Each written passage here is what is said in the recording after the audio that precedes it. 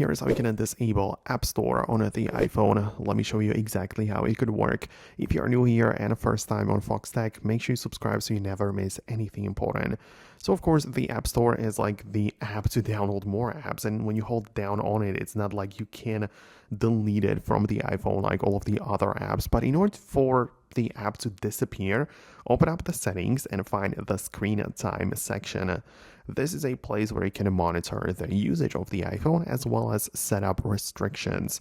So part of the content and privacy restrictions, make sure you enable it with the toggle at the top. You can proceed to the first menu titled iTunes and App Store Purchases.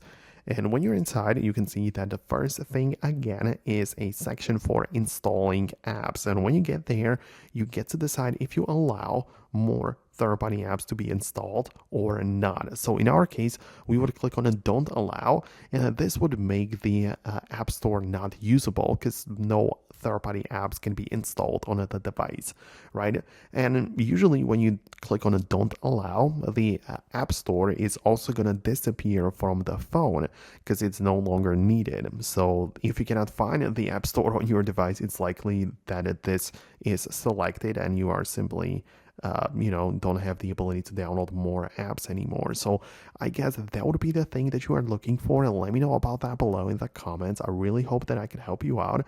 Thanks a lot, and I hope to see you later in the future videos too.